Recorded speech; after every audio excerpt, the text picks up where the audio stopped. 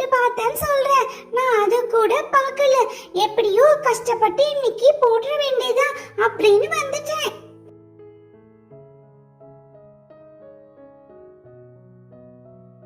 Good morning பசங்களா. இன்னைக்கு maths test சொன்னேன் இல்லையா, எல்லாரும் நல்லா போட்டு பார்த்துட்டு வந்திருக்கீங்களா? உங்க முகத்தை பார்த்தாலே தெரியுது நல்லா போட்டு பார்த்துட்டு வந்திருக்கீங்கன்னு நினைக்கிறேன். சரி, நானே உங்ககிட்ட ஒன்று சொல்லணும். யாரு நிறைய மார்க் எடுக்கிறாங்களோ அவங்களுக்கு நான் ஒரு பரிசு கொடுக்க போறேன்.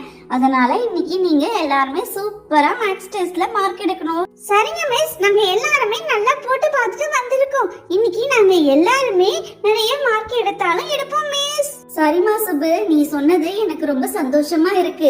நான் சொல்லி கொடுத்தது உங்க எல்லாருக்கும் புரிஞ்சு நல்ல மார்க் எடுத்தீங்கன்னா அதை விட வேற என்ன இருக்கு? எனக்கு ரொம்ப சந்தோஷமா நான் இருப்பேன்.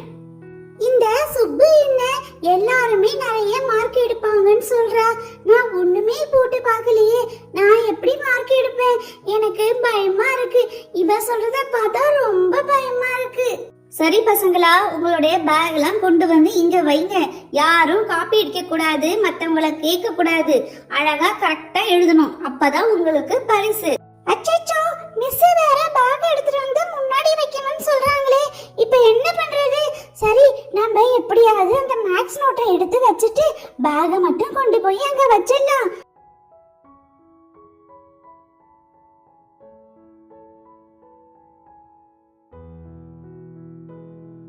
பசங்களா, நான் உங்களுக்கு கொஸ்டின் பேப்பர் தரேன், எல்லாரும் வாங்கிக்கங்க. யாரும் யாரையும் பார்த்து காப்பி அடிக்க கூடாது. ஏதாவது பண்ணீங்கன்னு வச்சுக்கோங்க, பனிஷ்மெண்ட் உங்களுக்கு அதிகமா இருக்கும் சொல்லிட்டேன்.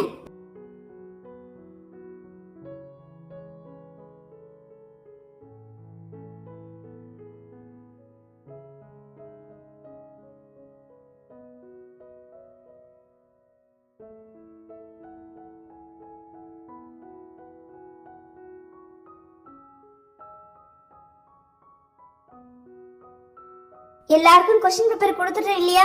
இதுக்கப்புறம் நீங்க எழுத ஸ்டார்ட் பண்ணலாம். எழுதுங்க. ஐ மிஸ், கொஸ்டின் பேப்பர் ஈஸியா தான் கேட்டிருக்காங்க. நானு ஃபர்ஸ்ட் பேஜ்ல படிச்சதெல்லாம் வந்திருக்கு. நல்லா எனக்கு ஞாபகம் இருக்கு. நான் அழகா கரெக்டா எழுதிடுவேன் பாரு. நான் தான் இந்த தடவை பரிசு வாங்க போறேன். ஏய் பிங்கி, அங்க என்ன பாக்குற? உன்னோட பேப்பரை பார்த்து ஒழுங்கா எழுதுமா. யாரையும் பார்க்க கூடாது.